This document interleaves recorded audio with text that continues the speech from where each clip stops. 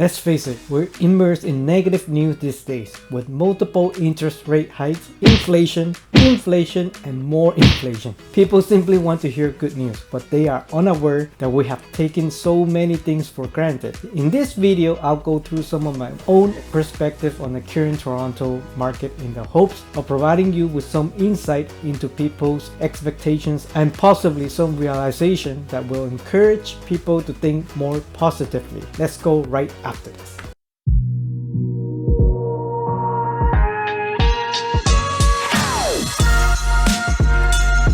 Hello there and welcome back to the AV Team Real Estate channel. I'm Antonio and I am a real estate agent in the Greater Toronto area. If you'd like to speak with me about the current Toronto real estate market at any time, please use the link in the description below to schedule a call with me. And also, please like this video and consider subscribing to our channel so that we can continue to do videos like this every week. Like I said earlier in this video, I will be speaking my mind and going through some questions that many of my buyers and sellers clients had in mind and share with you what my thought process about the current situation in the current Toronto real estate market is. You may agree or disagree with me, but this is only my personal opinion. Please feel free to leave any comments you may have. I love to hear them. To begin with, I felt that too many sellers' heads were caught on property prices in January and February, and to some extent up until the end of March when prices were sky high. We've seen up to 70 offers on a single property, and homes have been sold on the first day with house prices smashing records week after week. We've seen the biggest price increase in the last 2 years, and we can't blame the seller for being spoiled. All sellers anticipate receiving 100,000 more than what is on the table, especially in January and February of 2022. This happened for so long that so many people believe that this was the norm and that the market should be going up at this kind of pace forever. Could we really expect to be so fast at this pace? Since the initial interest rise in March and successive interest hikes, we've seen a decrease in the number of offers, a reduction in pricing, and an increase in inventories. Since then, many sellers have refused to accept pricing that they originally believed. This is where I really want the sellers to understand that we are in the midst of price correction in the real estate market, which is quite normal, and that the prices we've seen in recent months are out of the ordinary. We've seen less offers and properties being terminated because the price didn't match the seller's expectation,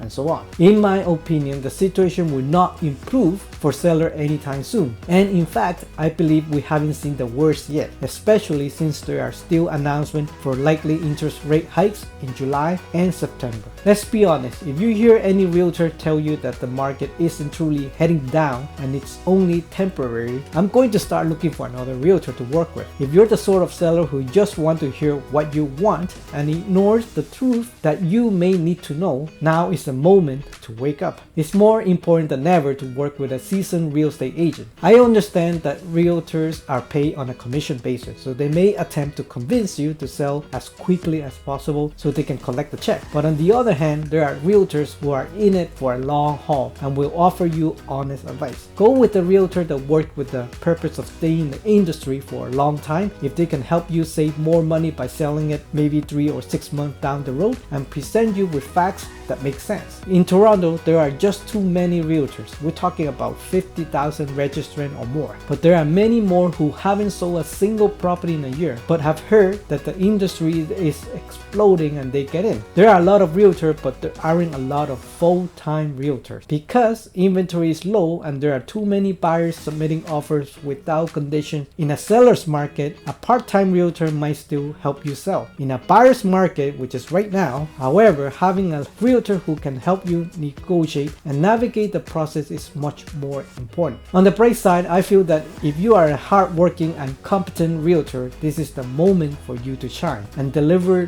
true value to your clients, and as a result, you will get a larger market share from those that aren't working as hard, as well as part-time realtors. Regardless of how awful things appear to be for sellers right now, individuals that need to sell will be able to do so regardless of the current buyer's market because of their current situations. People must understand that a home is not just an asset, but also a requirement for survival as a shelter. They will still sell it if you need to buy a house to move from one location to another, or if you are going through a divorce, or if it is an estate sale, or whatever the situation may be. As bad as the recession back in 1989, there were still many transactions happen during the year for reasons mentioned earlier. On the other hand, you wouldn't sell if you were solely buying for investment purposes, and this may be quite costly for individuals who purchased during the peak of the year. Overall, I believe we will stay unstable and on a downward trend until all of the interest rate hikes are announced by the end of the year, after which we may see a comeback in 18 months if the government makes a U-turn and realizes that the economy can no longer withstand the high interest rate. Please do not regard this as financial advice. I am neither an expert nor a financial advisor. This is only my own opinion. When I was researching the last recession in 1989, I saw that unemployment was increasing, immigration on the decline, inflation was growing at the rate at the time